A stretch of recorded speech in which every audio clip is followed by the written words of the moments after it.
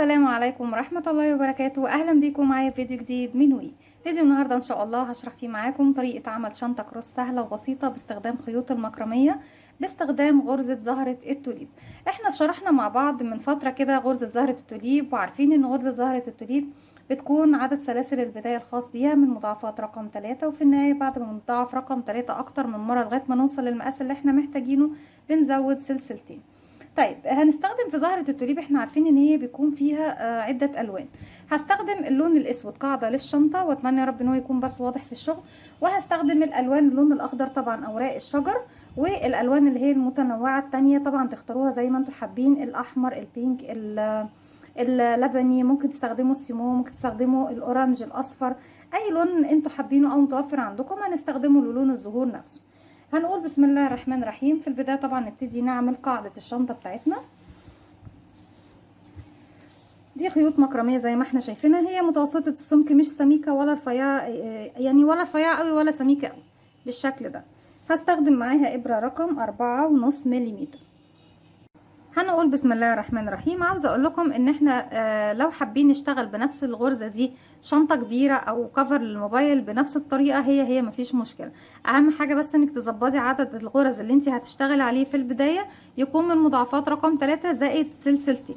هنقول بسم الله الرحمن الرحيم. في البدايه هسيب مسافه من الخيط، هلف الخيط حلقه على الهوا بالشكل ده، بدخل بالابره بتاعتي الف الخيط واخرج منها. طرف الخيط بشده بقى في عقده البدايه.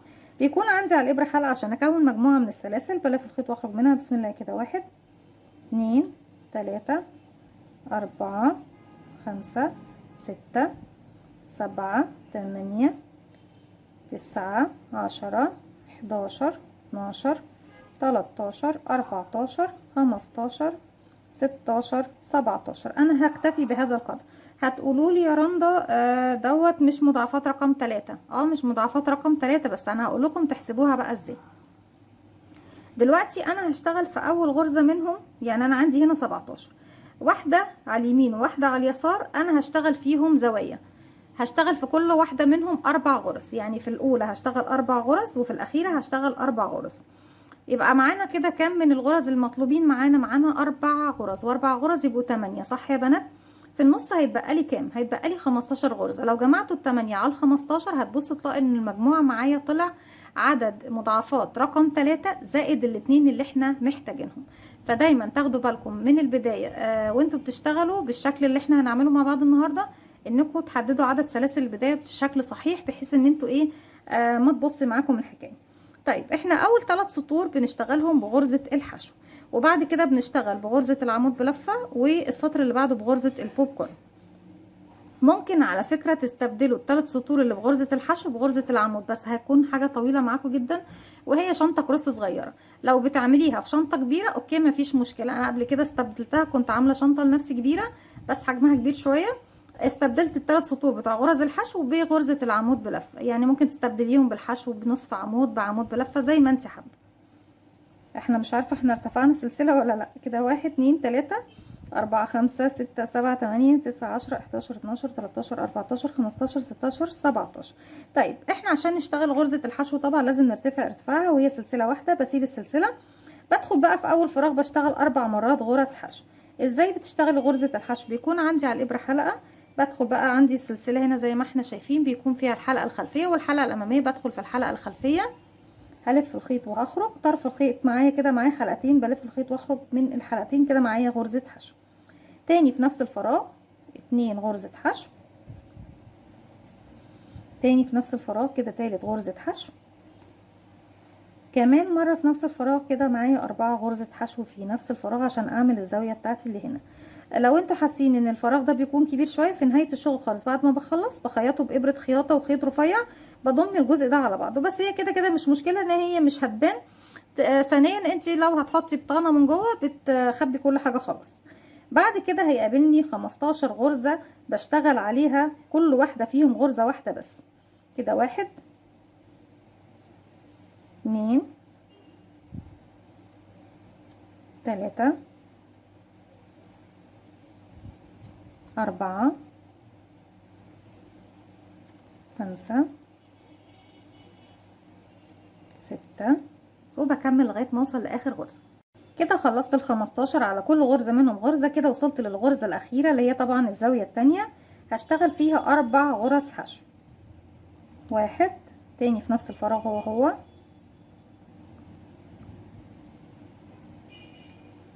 2 تاني في نفس الفراغ 3 تاني في نفس الفراغ هو 4. ليه بشتغل في كل زاوية منهم 4 مرات؟ عشان خاطر تديني الشكل ايه اللي هو الدائري او البيضاوي دوت. طيب بصوا طرف الخيط بقى انا مش محتاجة خلاص انه يبان معايا داخل الشنطة حتى لو انا هحط بطانة. باجي بقى فوق كل غرزة من ال15 بدخل في الطرف التاني من السلسلة واشغل على كل غرزة غرزة واحدة بس زيها بالظبط لغاية ما بوصل الى بداية الشغل بتاعي. كده 2 3 4. طبعا بخفي معايا اهو الخيوط اللي هي زيادة اهي بتكون من تحت. 5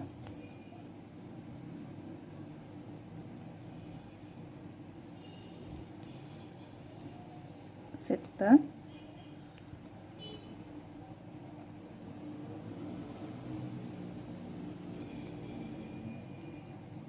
7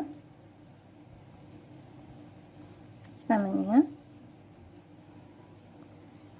9. كده وصلنا لل15. بعد ما خلصت الغرزة رقم 15 باجي هنا عند اول سلسلة عندي او اول غرزة اشتغلتها بدخل وبلف الخيط وبخرج منها ومن الغرزة الحلقة اللي عندي على الابرة بغرزة منزلقة زي ما احنا شايفين بالشكل ده. بتكون خلاص خلصت قاعدة الشنطة بتاعتي. بما انها طبعا شنطة كروس فمش محتاجة ان انا اعمل شكل بيضاوي او قاعدة بيضاوية اكبر من كده. طبعا لو هتعملي شنطة اكبر او شنطة كبيرة يعني شنطة خروج فبتزودي بقى على حسب الشكل البيضاوي بنفس الطريقة. لكن طبعا لازم تشوفي ان اخر سطر هتعملي فيه تزايد هيوصل عدد الغرز معاكي لكام وتفضلي تظبطي بردك عدد الغرز بنفس الطريقة ان انت في النهاية خالص السطر الاول اللي هتبتدي تشتغلي عليه هيكون عدد الغرز اللي معاكي يكون عدد يقبل القسمة على 3 بالاضافة لسلسلتين. طيب خلاص بقى السطر ده والسطر اللي جاي كمان هيكونوا بردك بغرز الحشو فوق كل غرزة غرزة زيها بدون اي تزايد.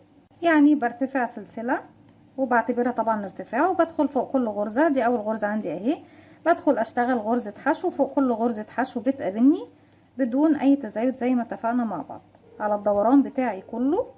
غرزة حشو فوق كل غرزة حشو واحدة بس لغاية ما بخلص السطر. وفي نهاية السطر بقفل بغرزة منزلقة في اول غرزة حشو وارتفع تاني سلسلة واكمل السطر اللي بعده كمان يعني 3 سطور بغرز الحشو لغاية طبعا ما بوصل للسطر اللي احنا هنبتدي نعمل فيه الورقة الخضراء طبعا او نستخدم اللون الاخضر لزهرة التوليب. بكمل بقى السطر دوت كله داير على كل غرزة غرزة زيها وبقفل بغرزة منزلقة وارتفع سلسلة واشتغل كمان سطر تالت وبعد كده هرجع لكم نكمل مع بعض. رجعت لكم تاني وكده خلص السطر رقم 3 ب 38 غرزة. جم منين 38؟ طبعا احنا لازم نحسب الجنب اللي على اليمين والجنب اللي على اليسار. عندي هنا 15 غرزة وهنا 15 بقوا 30 و4 و4 يبقى 38. بردك لو حسبناها هنبص نلاقي ان عدد يقبل القسمة على 3 زائد 2. ناخد بالنا دايما من حسبة الاعداد كلها على بعضها او الجزئية اللي احنا حسبناها في البداية. احنا طبعا في نهاية الراوند مفروض ان انا برجع الغرزة الاخيرة. ليه رجعت الغرزة الاخيرة؟ لاني هبتدي اغير اللون ولما بغير اللون في اخر طبعا السطر في غرزة الحشو بغيره في اخر غرزة في اخر حلقتين. طيب احنا دلوقتي معانا حلقة بدخل بقى الغرزة الاخيرة تحت حرف الفي زي ما احنا شايفين الف الخيط واخرج معايا كده حلقتين. مش هكمل باللون الاسود هسيب اللون الاسود جوه وهجيب اللون الاخضر اللي هبتدي اعمل بيه ايه اللي هو اوراق الشجر بتاعتي او اوراق الزهرة بتاعتي. بلف الخيط بالشكل ده حلقة على الهواء وهدخل داخل الحلقة بردك اقفلها عقدة بداية. وزي ما احنا شايفين اطراف الخيوط دايما يا بنات معلومة مهمة جدا بالنسبة لخيوط المكرمية بسيحها بالولاعة عشان خاطر ما تفكش مني خالص. بسحب بقى الحلقة اللي باللون الجديد من الحلقتين الموجودين عندي باللون القديم وبجيب بقى طرف الخيط اللي انا هخفيه. الاسود هسيبه في نفس مكانه دوت مش هاجي جنبه خالص. ليه؟ لاني هسحبه من جوه تاني لما اجي اخلص السطرين اللي جايين دول السطر دوت والسطر اللي بعده. هاجي بدخل بقى تحت حرف الفي الاول غرزة ومعايا كمان شايفين طرف الخيط ده لاني محتاجة اخفيه معايا وانا بشتغل واسحب بغرزة المنزلقة بتاعتي. انا غيرت اللون في اخر حلقتين من اخر غرزة حشو موجودة عندي. طيب السطر دوت هرتفع فيه 1 2 3. ارتفاع غرزة العمود بلفة، لاني هشتغل بغرزة العمود بلفة زي ما احنا هنشوف دلوقتي. هسيب اول فراغين من تحت ومباشرة هلف الخيط واروح لتالت فراغ، انا بسيب 1 2 واروح لتالت فراغ واشتغل غرزة عمود بلفة. وانا كده لفيت معايا، عشان اشتغل غرزة عمود بلفة بيكون عندي على الابرة حلقة، بلف الخيط بيبقوا حلقتين كده. هنسيب 1 2 وادخل الف الخيط واخرج. معايا 3 حلقات، هلف الخيط واخرج من حلقتين، اتبقى حلقتين هلف الخيط ايه واخرج منهم. هاخد سلسلة مسافة. وطبعا الشنطة بتاعتنا الغرزة دي بتكون واسعة، احنا الشنطة دي هنركب لها اكيد بطانة. بعد السلسلة هدخل تاني في نفس الفراغ واشتغل كمان غرزة عمود بلفة.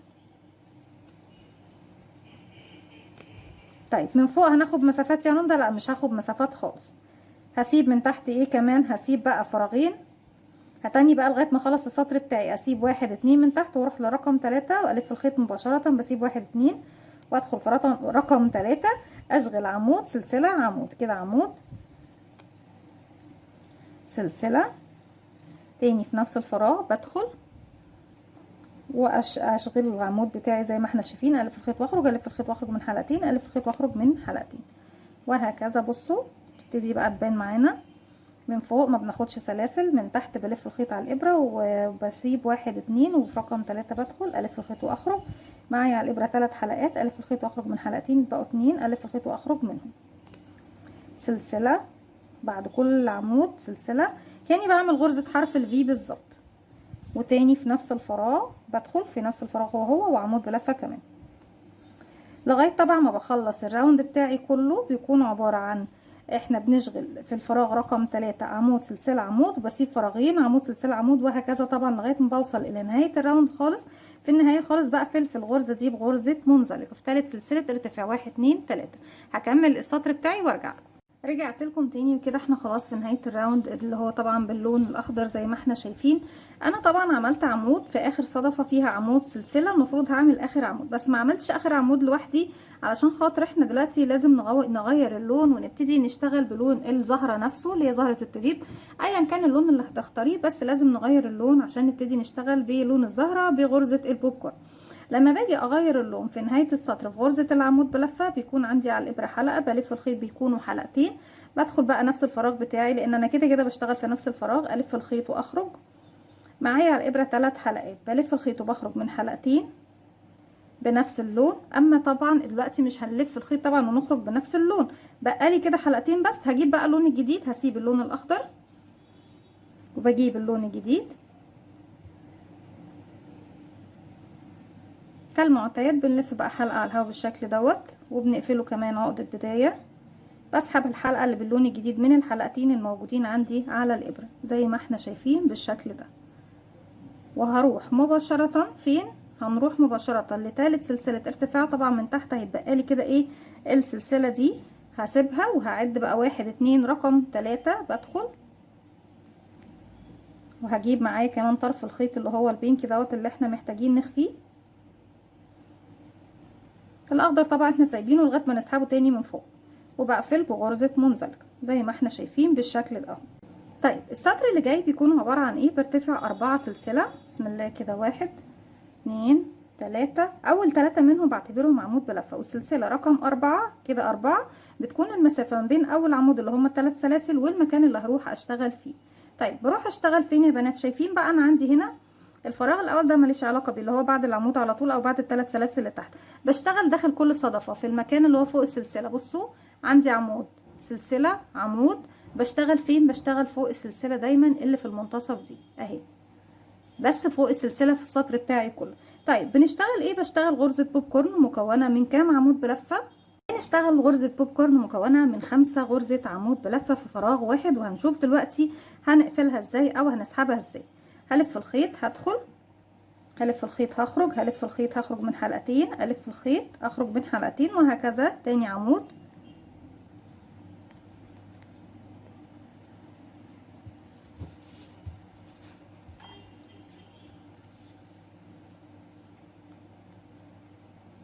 ثلاثة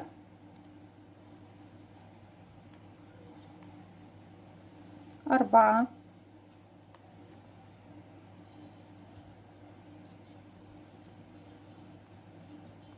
5. الخمس أعمدة بتوعي بيكونوا فوق السلسلة اللي في المنتصف عند العمودين. طيب كده بعد ما عملنا 5 برفع بقى الحلقة بتاعتي لفوق كده زي ما احنا شايفين. انا عندي 1 2 3 4 5. انا وش الشغل بتاعي اهو يا بنات ماشي. باجي بقى فوق الغرزة الاولى اللي هي اول عمود تحت حرف الفي زي ما احنا شايفين اهو في الفراغ بتاعي اللي بنشتغل فيه الطبيعي. بدخل وبحط معايا كمان الحلقة دي اللي انا سحبتها لفوق على الابرة، وببتدي اضمها بالشكل ده. بصوا بصباعي الاوسط دوت بزق الغرز بتاعت الخمسة لقدام، وبسحب الحلقة دي من تحت حرف الفي زي ما احنا شايفين بالشكل ده زي ما احنا شايفين. طيب بعد كده بعمل ايه؟ بقفل بسلسلة وباخد سلسلتين مسافة 1 2. ارجع اروح فين؟ هروح بقى للفراغ اللي فيه السلسلة. طبعا الفراغ اللي ما بين الحرف الفي ده وحرف الفي ده ما بشتغلش فيه. بشتغل فين؟ انا عندي هنا حرف الفي دوت عمود وهنا عمود وفي النص سلسلة، بشتغل فوق السلسلة على طول 5 غرزة عمود بلف. بكرر تاني كده 1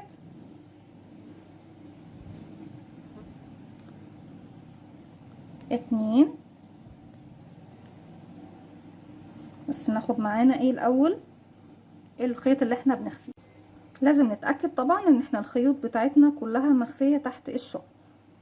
هننزل من تحته معايا طبعا. بصوا على الابرة اللي هو طبعا حرف الفي هنا للغرز بتاعتي، والخيط كمان اللي انا بخفيه معايا، واشتغل 5 غرزة عمود 1. على فكرة ممكن يا بنات المكان دوت بدل ما تقفلي بسلسلة وتاخدي مسافة سلسلتين، ممكن تقفلي بسلسلة وتاخدي مسافة سلسلة واحدة بس. بس لما هنيجي هنشتغل في المكان ده 2 غرزة حشو، وفوق طبعا الغرزة بنشتغل غرزة. لكن انتي ممكن هتعتبريها هنا الحلقة، بس طبعا هو الصحيح ان احنا نشتغلها كده 2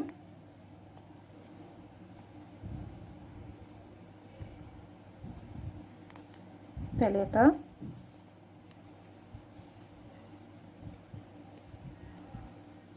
4 5. برفع الحلقة بتاعتي لفوق شوية وباجي عند اول غرزة من الاعمدة، بدخل وبحط كمان معايا الحلقة على الابرة بالشكل ده.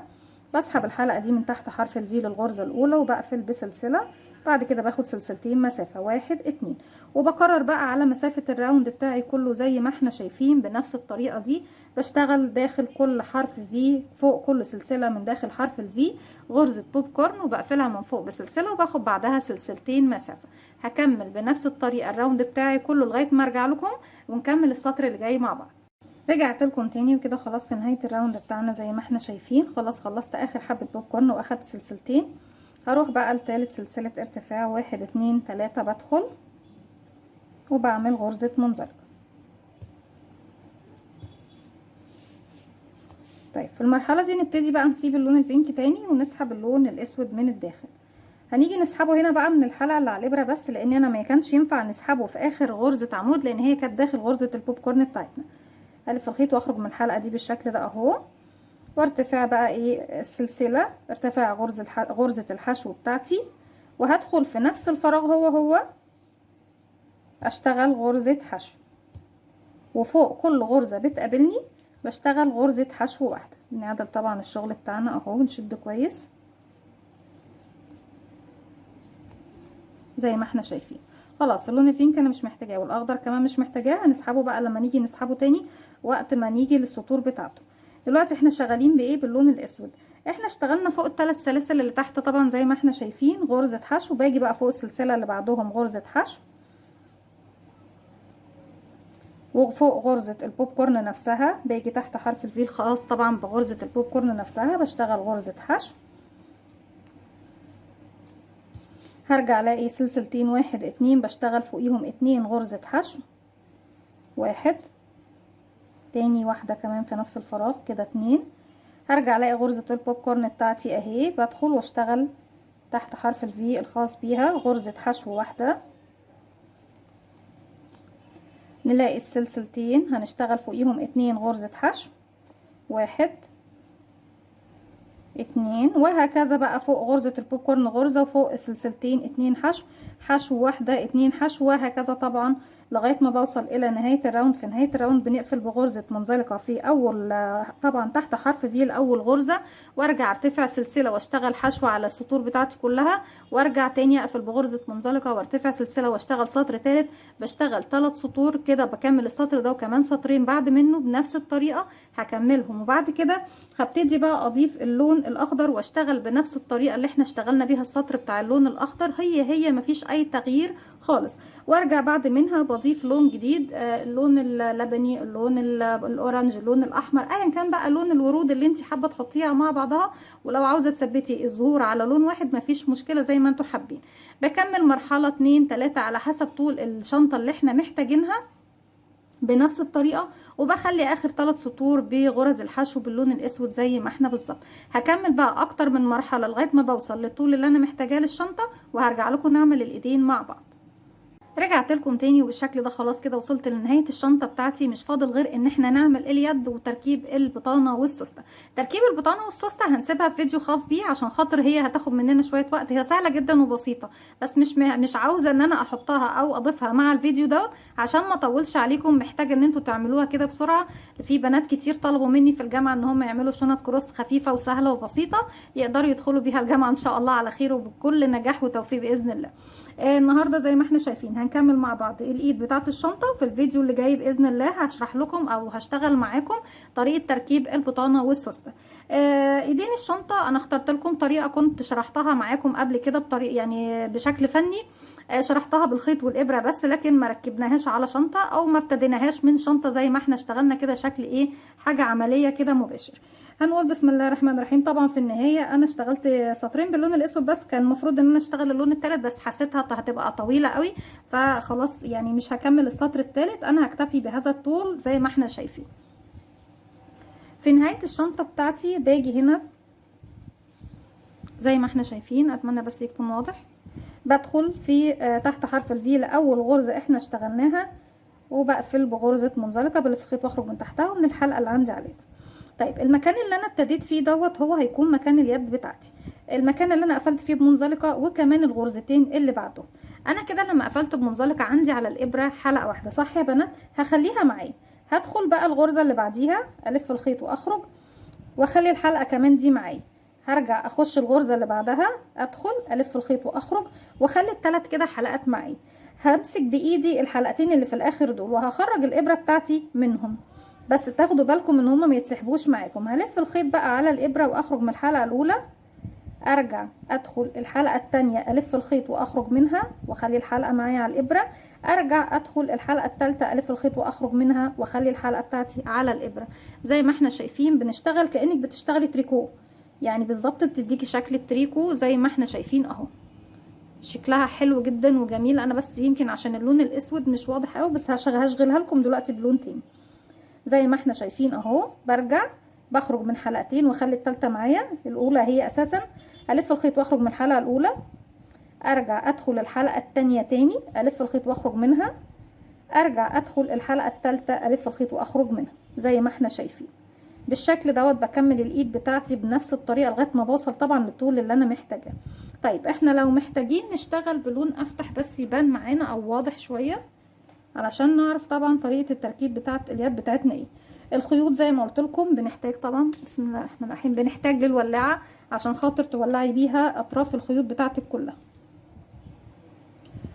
مثلا لو قلنا ان احنا ايه هنبتدي من الجنب هنا، لو بتبتدي بخيط مثلا مختلف او الخيط خلص معاكي، نقول مثلا هنشتغل على ريدي كده الثلاثه دول. ادخل من تحت هنا هسحب الخيط بتاعي اهو من تحت هنا اهو بالشكل ده، وطرف الخيط بجيبه معايا في ظهر حرف الفي. اول حلقه كده احنا كده معانا. بدخل تحت تاني انا هنا اهو، بدخل بقى في تاني غرزه الف الخيط واخرج اخليها معايا، ادخل في تالت غرزه الف الخيط واخرج. وعدد على فكره الغرز اللي انت محتاجه تشتغلي عليها 3 4 اكتر زي ما انت حابه. همسك بقى بايدي الاتنين الاخرانيين وهخرج من 1 2 والتالتة هي معايا اللي هي الاولى طبعا. هلف الخيط واخرج من الحلقه الاولى، ارجع ادخل الحلقه الثانيه اللي سبتها الف الخيط واخرج منها واخليها معايا على الابره، ارجع ادخل الحلقه الثالثه اللي احنا كنا سايبينها الف الخيط واخرج منها. شايفين بيكون الشكل معايا شكله ايه؟ وكل ما بترتفع بتديكي شكل حلو جدا وجميل. هرجع تاني هسيب بقى ايه اخرج من الحلقتين التانية والتالتة، بس امسكهم بده عشان ميفلتوش. ارجع الف الخيط واخرج من الاولى تاني، هدخل الحلقة التانية بتاعتي الف الخيط واخرج منها. تعالي ما تشديش الخيط مني. ارجع اخش الحلقة التالتة الف الخيط واخرج منها، وهكذا. اليد بتاعتي كلها بقى بفضل ارتفع اليد بتاعتي كلها لغاية ما اجيب الدوران بتاعي للناحية التانية. طيب لما نيجي بقى للناحية التانية هاجي يعني هشبكها في الناحية التانية ازاي يا بنات؟ هنشوف دلوقتي. زي ما احنا كده معانا 3 حلقات، هلف الخيط واخرج من حلقة، هرجع الف الخيط اخرج من حلقتين، ارجع الف الخيط اخرج من حلقتين. بالشكل ده بكون انا خلاص ايه خلصت الايد بتاعتي. طيب عايزين نشبكها الناحية التانية. نعتبر ان المكان ده وليكن مثلا هو اللي انا ايه ال3 غرز دول هما اللي هنشبك عليهم. اوكي يا بنات، باجي بالشكل دوت. انا هنا اهو من عندي هنا بدخل فوق اول غرزة فيهم من تحت هنا، الف الخيط واخرج منها ومن الحلقة اللي عندي على الابرة. ارجع تاني اخد الحلقة اللي هنا دي وادخل في الغرزة التانية، الف الخيط واخرج منها ومن الحلقة اللي عندي على الابرة. ارجع باخد تالت حلقة عندي هنا اهو بالشكل ده، وادخل في الغرزة طبعا رقم 3 واخرج منها ومن الحلقة اللي عندي على الابرة، وكمان الحلقة دي كمان زي ما احنا شايفين. بالشكل ده بكون شبكت طبعا الايد بتاعتي من هنا ومن هنا زي ما احنا شايفينها. وفي النهاية كمان باخد غرزة بعديها وغرزة منزلقة علشان بس ايه ااكد الشغل بتاعي. وبعد كده بلف الخيط وبخرج بالشكل دوت، بسيب مسافة طبعا منه، وبعد كده بقصه وبعمله بالولاعة، وبعد كده ايه بدخله تحت الغرز بتاعتي زي ما احنا شايفين. بتكون طبعا الجنب ده احنا شغالينه من البداية طبعا تبع الشنطة نفسه، والجنب ده مجرد ان احنا بنشبكه بس ايه بغرز منزلقة زي ما احنا شايفين بالطريقة دي. مش هطول عليكم كده، خلاص عرفنا طريقة اليد اللي هنشتغلها، وعرفنا ازاي هنشبكها طبعا في الجهة التانية او الجهة اليسار من الشنطة بتاعتنا. دي كانت طريقة الشنطة بتاعتي النهاردة، شنطة كروس بسيطة بغرزة التوليب بطريقة اليد الجديدة اللي احنا طبعا شرحناها مع بعض قبل كده اتدربنا عليها حتى كمان عملي. اتمنى ان الفيديو بتاعي النهاردة ينول اعجابكم. ما تنسوش لو عجبكم الفيديو تعملوا لي لايك وشير وسبسكرايب، واستنوني فيديو جديد من وفعلوا زرار الجرس عشان يوصلكم مني كل جديد. السلام عليكم ورحمة الله وبركاته.